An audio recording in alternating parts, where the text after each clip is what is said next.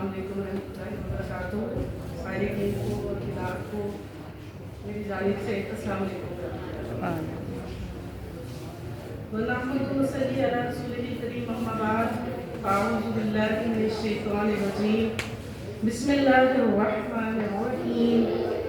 رب اشرح لی صدری ویسر لی امری واحلل عقدۃ من لسانی یفقهوا قولی. حق کچھ بہتر از لال و جواہر. گفتگو کہتے ہیں کہ اچھا خط لال و جواہر سے بہتر ہوتا ہے.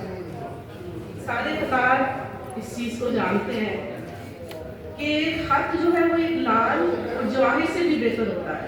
یہ مبالغہ نہیں ہے بلکہ اس میں حقیقت بیان کی گئی ہے. اور خطاطی کے ساتھ جو پرانی خطاطی کے ساتھ انسانی ربط جو ہے تہذیب کا وہ ہزاروں سال پرانا ہے. لیکن ہمارے مذہب اسلام نے تحریر کو ایک فن کے طور پر نہ صرف پیش کیا ہے بلکہ دنیا بھر کی اقوام دوسری ملکوں نے اسے تسلیم بھی کروایا.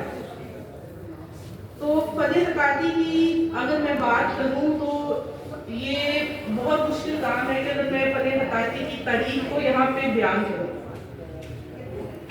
یعنی یہ ایک ایسی وسیع و عریض تاریخ ہے کہ اس کا دامن جو تھا اور ہے رشتہ صفات خطاطوں سے بھرا ہوا ہے، جن میں حضرت علی کرم اللہ وجہہ رضی اللہ تعالیٰ عنہ، خالد بن الیاس ابن مکلا، یعقوب مستعمسی، علی تبریزی، میر عماد الحسینی،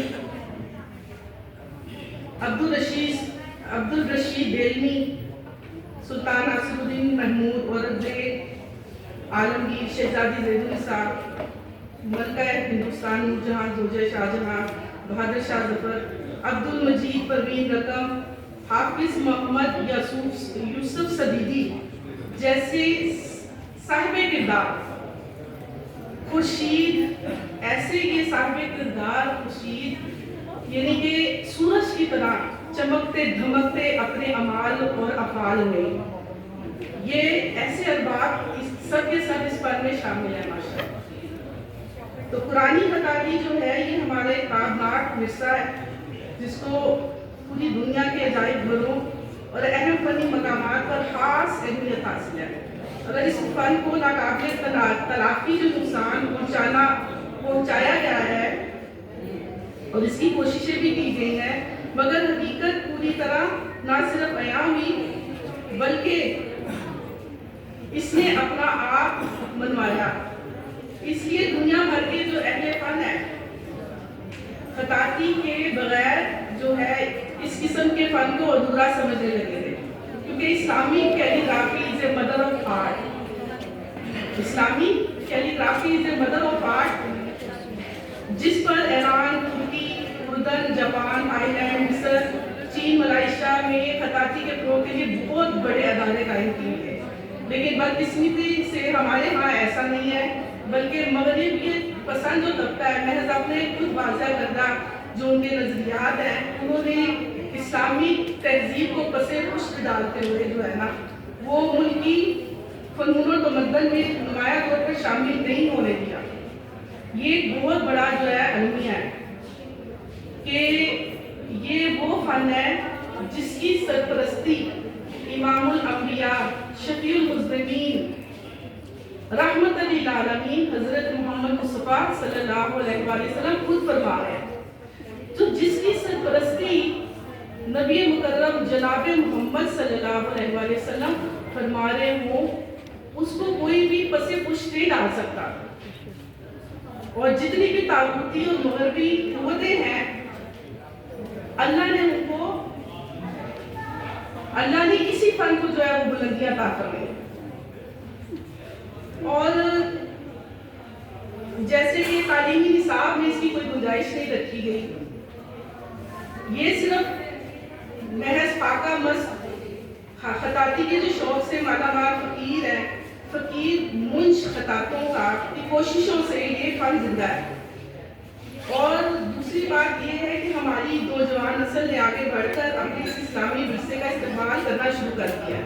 الحمدللہ آج سے پہلے جو خطاطی کے فروغ کے لیے جو ایگزیبیشنز ورکشاپ کی جاتی تھی اب اس سے دگنی ہو چکی ہیں الحمدللہ، کیونکہ سرپرستی نبی مکرم جناب محمد صلی اللہ علیہ وسلم کی ہے، پیچھے سے ہاتھ جو ہے آپ صلی اللہ علیہ وسلم کا ہے، اور اللہ کا خاص کرم ہے اس فن میں۔ سارے دنیا کے فنون ایک طرف اور فن خطاطی جو ہمارے مذہب کا ایک ہی فن ہے، اللہ اسے قائم اور دائم فرمائے۔ حضرت علی رضی اللہ عنہ کا فرمان ہے کہ القلم سفیر العقل، قلم عقل کی سفیر ہے، الحق ریاض العلم، حق علم کا باغ ہے، الحق نصف العلم، حق آدھا علم ہے، حضرت علی رضی اللہ عنہ نے فرمایا۔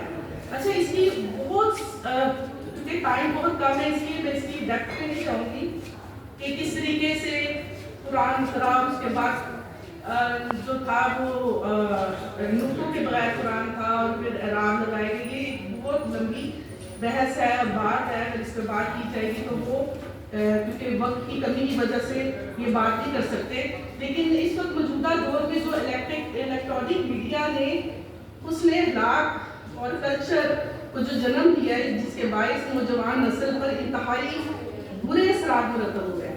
اس وقت جو سوشل میڈیا کی وجہ سے اور دوسری چیزوں کی وجہ سے جو ہے نا ہمارے نوجوان نسل جو ہے وہ اس وقت تباہی کے بہانے میں کھڑے ہیں۔ اللہ اور اللہ کے رسول کی یاد سے دور ہونے کی وجہ سے آج ساری امت مسلمہ کیا ہے، دور، تباہی کیا شکار بھی ہیں، اور جس کے باعث نوجوان جو ہے وہ خراب بھی ہو رہے ہیں۔ ہمارے نوجوانوں کی ذہنوں سے سوچ و فکر کی صلاحیت ہی چھن گئی ہے کہ آج دیکھیں کہ ہر گھر میں جو ہے وہ صرف بچے بڑے بوڑھے سب سوشل میڈیا پہ ہیں، اور اس چیز میں جو مغربی حکومتوں نے چاہا تھا کہ مسلمانوں سے ان کا ایمان چھین لیا جائے، تو وہ آج اپنی اس مقصد میں کامیاب ہوتے ہوئے نظر آتے ہیں، لیکن اسی وجہ سے آج کا نوجوان جو ہے وہ قرآن و سنت سے بھی دور ہے۔ اقبال کے شاعری سے بھی جو آپ نے روحانی شاعری پیش کی جس پہ کہ مسلمان آنے نوجوان کو انہوں نے جگانے کی کوشش کی ہے، تو بالکل ان تمام روحانیات سے بالکل بہرا ہو چکے ہیں۔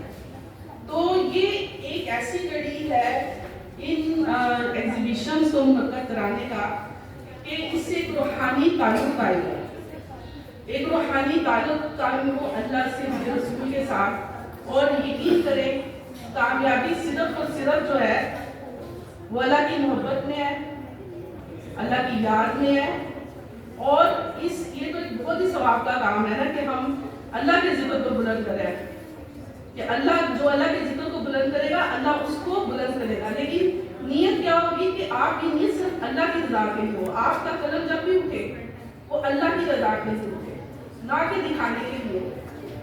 جب ہماری نیت اچھی ہوگی تو کینوس پہ جو آپ اپنے اندر کو اوپر اتاریں گے نا تو وہ اللہ قبول فرماتے ہیں۔ پینٹنگ بکتی ہے نہیں بکتی وہ ایک الگ بات ہے، لیکن ہم اسے عبادت سمجھ کے کریں، اس کو عبادت سمجھ کے اپنے پرواروں کو تحلیل کیا جائے، اور اس سلسلے میں جو ہے انشاءاللہ ان کو مبارکباد دیتے ہیں فلان والوں کو، اتنی خوبصورت اور اتنی پر رونق اور اتنی پر رونق جو محفل سجائی ہے، اللہ تعالیٰ سے قبول و منظور فرمائے، اور ہم سب کا آنا جو ہے وہ اور بیٹھنا قبول و منظور فرمائے۔ اینڈ میں یہی دعا کروں گی اللہ رب العزت اس کے صدقے میں تمام امت کو ہدایت نصیب فرمائے، ہم سب کو، اور اللہ ہم سے راضی ہو۔ الحمدللہ۔